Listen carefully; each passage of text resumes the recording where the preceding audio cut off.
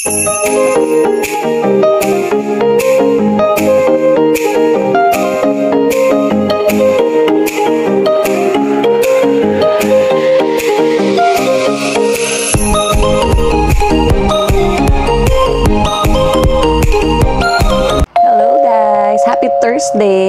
Ayan, today is July 3. O, diba, ang bilis ng araw.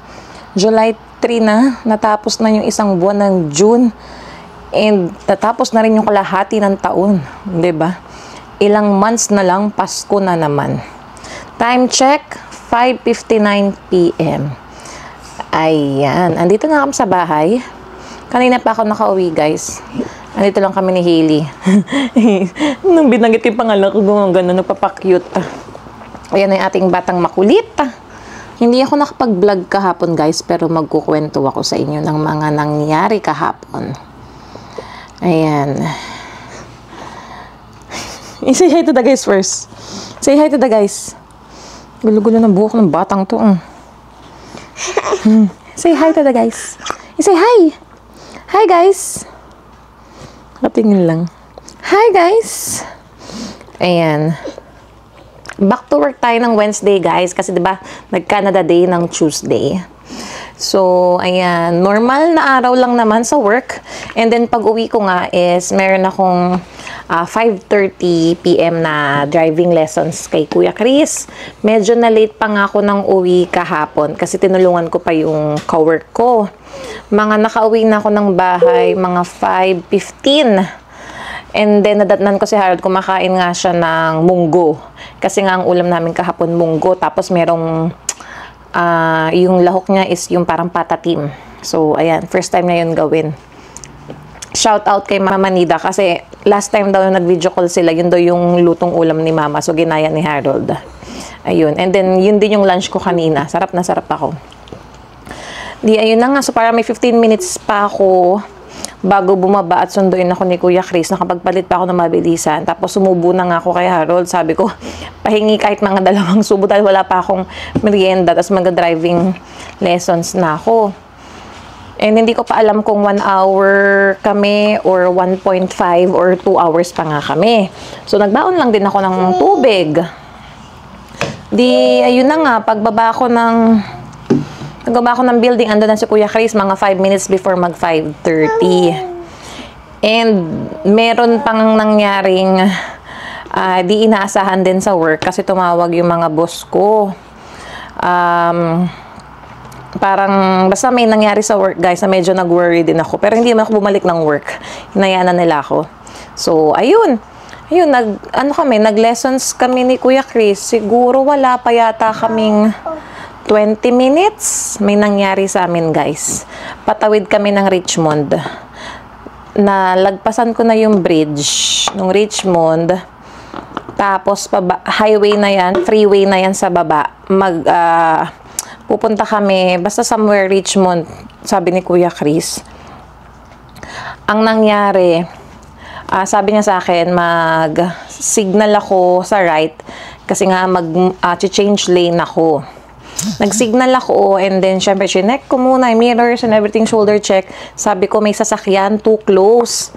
Hindi ako change lane, nagdire-diretso akong with my speed. Nagdire-diretso ako and then all of a sudden biglang gumanon kami, guys. May bumangga sa likod naming truck. Nakakaloka. Para akong na-shock. Parang una ko pa nga akala ko nag-brake ng malakas si Kuya Chris kasi meron din siyang sarili niyang gas pedal saka brake. Akala ko talaga. Tapos pagtingin ko doon sa mirror, oh my gosh, binangga kami. As in, ang lakas ng paggano namin, guys. So parang na-whiplash ako doon. Buti na lang, naka-seatbelt kami. So ayun yung ganap, guys. Mga after ilang minutes tumawag ako kay Harold. Kasi si Kuya Chris, yung driving instructor ko, boba na rin siya ng car. Chinek niya yung kotse, kung anong damage sa likod. Nakipag-usap siya dun sa isang driver. Nag-pull over na kami sa side niya na.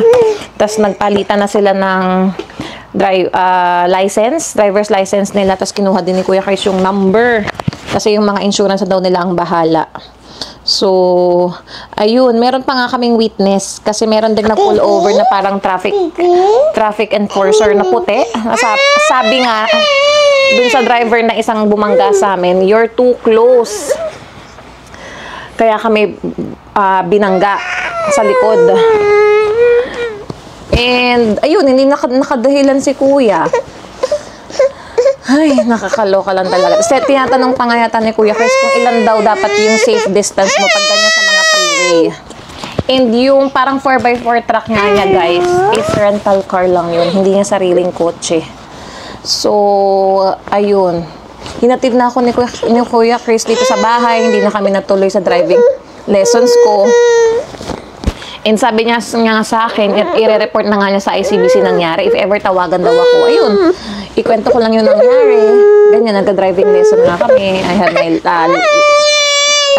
driver's license din naman. So, ayun. Medyo nahilo lang ako kagabi, pero nawala naman.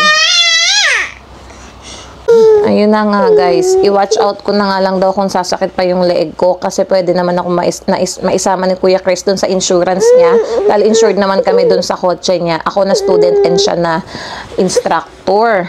So, hopefully, wala talagang anything mangyari dito sa leeg ko. Hindi sumakit baka ngayon. Hindi ko pa nararamdaman, di ba? After a few days, dun ko maramdaman.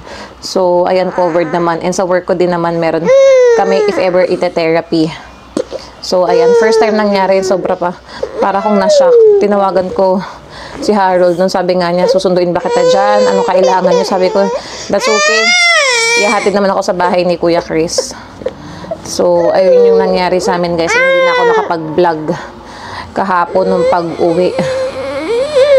Ayun. Hi. Nung umagang yun kasi, guys, may nangyari pa pala dun sa driving instructor ko. Nakulong siya sa elevator ng 1 hour and 30 minutes dun daw sa apartment nila. So, hindi na daw siya halos makahinga kasi naggaganong-ganon daw siya magpaypay. Sabi ko kay Kuya Chris, sana nag-cancel ka na lang ng driving lessons natin, Kuya. Para sana siguro hindi pa nangyari itong aksidente sa atin. Pero kasi hindi natin masasabi, guys, yung aksidente eh. So, ayun na nga, guys. Ituloy natin. At si Hailey maingay. O, yan yung bata, o. Tapos na siya magdede. So, ayun nga, guys. Siguro, stop na muna kami ni Kuya Chris driving lessons.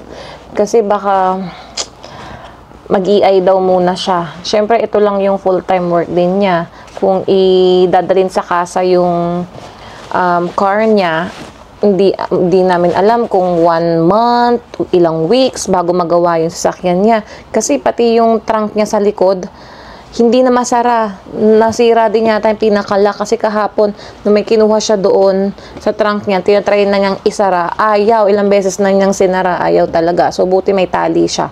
Ayun, nakaalis din kami. Naihatid niya ako dito. Nakakaawa lang din si Kuya Chris kasi nga, baka mag-EI siya. Eh, dito kasi hindi na uso yung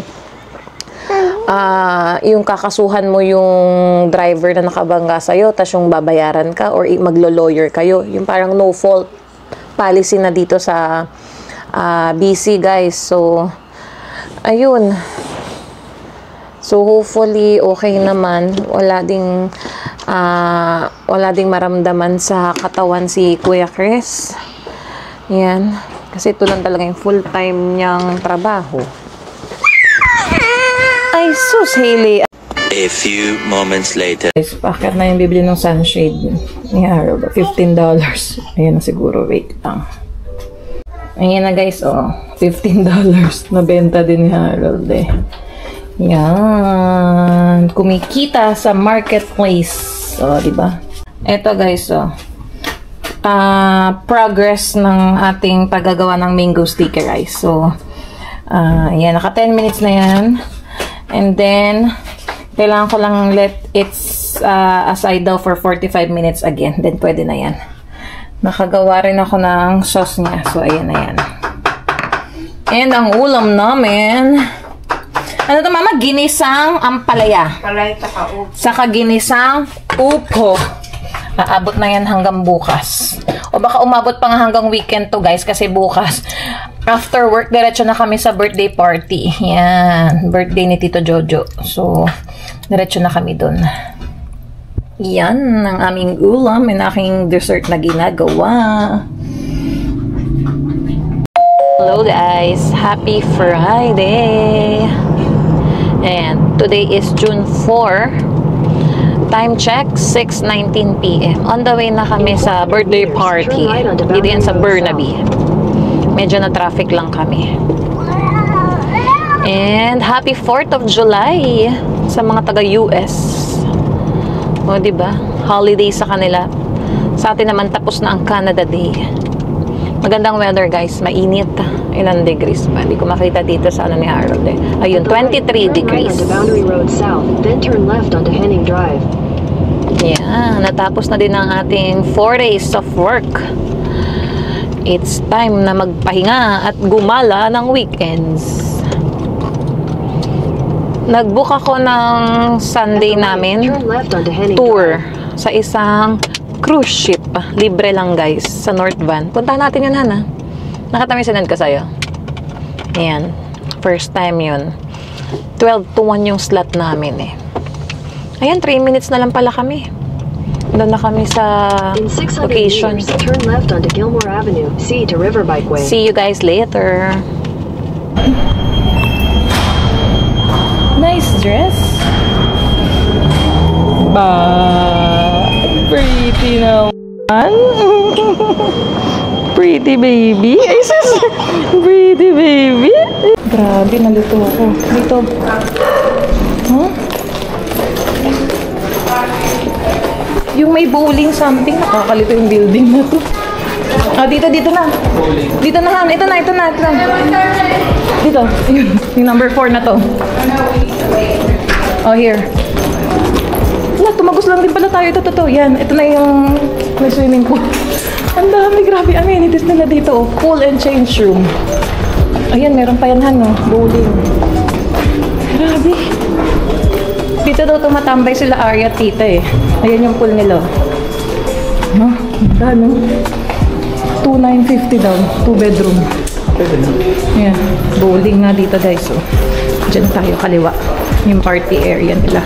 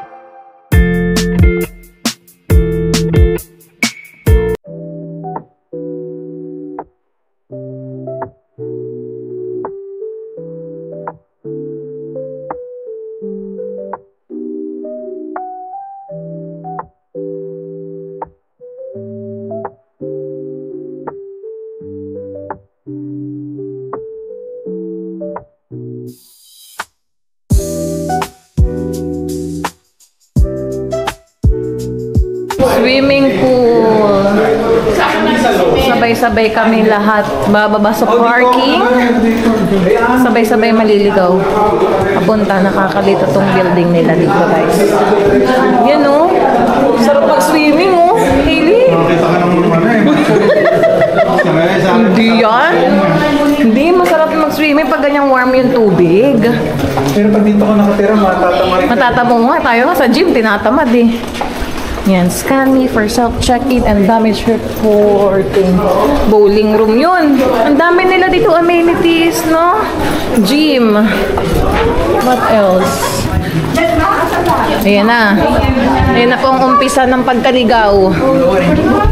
4th floor pa lang kami, guys. Pababa kami ng parking. Ayan na. Grabe. 3 building ba naman to? T1, T2, T3. Ayan. Ang dami, oh. Event suites, karaoke. Kids play. Oh, bike storage, bowling, guest. Dami music room, pet wash, pool. Let's go. Sino? Nagsiksikan, no? Yeah. Who's going? We're going out. Nagkalituhan na. Saan kayo? Bye-bye. See you. Bye-bye. Bye-bye. Sa P3 tayo eh. P3. Dito pwede wala eh. Oo nga, hindi. Sakto na yung... P3. Dito tayo yata. Saan tayo? Sino ang tatanungin yung guardian? Yung concert ng kapasi. Tatanungin pa yung concert. P3 na to. Let's go. Wala kang nalambag, tita? Ako, wala. Ano dito na lang? Wow!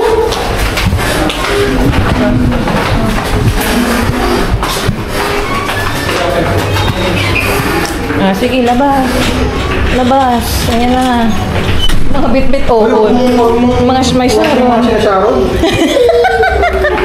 Normal yan sa mga Pilipino. Uy, balloon. Ito ang kanilang parking. Diba? Han, tingnan mo, yung sasakyang naka-ano pa doon, naka-kubol. Grabe naman yung parking dito. Tawa. Malaki. Pag ganun pa doon. Malaki. Kaya nga yung mga may gate na yan, ano yan? Bakit ito may gate? Special? Special? Ayun, no, parang storage. Grabe, no? Talagang malinis pa yung sahig nila, tito. Alam mo, bago. Yan. May electric charging din sila. Ala! Ang laki ng ano nila. Hindi mo pa ikikikit sila. Yeah, asan yung mga exit? Ganun lang yung mga sign nila. Lawak, no? Triple or 5 times to ng ano namin, parkade, no, tita, sa amin? Laki. Ayun, no, Tower 3, lobby elevator, yung doon. Hindi mo kabisado. Yeah. Let's go. Thank you, Luis. Ito na? Dito na? Doon sila, Tito Arnel, sa kabila. Bye-bye! Bye-bye! Bukas! Dito tayo. Tama-tama ka papasok namin eh. Tabi-tabi tayo dito. Naku, ang laki. Yan, paano yan? Exit. Exit na. Ito exit. Saan tayo, Han? Dyan kayo. Sila Tito. Saan kayo, tita? Ito. Okay, dyan sila tita. Tapos doon kami. Bye-bye. Thank you, tita. Wait daw kami. Wait kami. Hala, saan tayo, Han?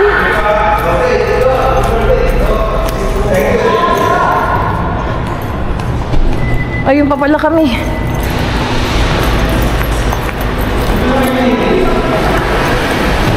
Grabe, ang laki ng parking dito, guys. Ay, ligaw. Meron pang isang bisita, hindi nila mahanap yung kotse. More than 30 minutes sila naghahanap sa parkade. Okay.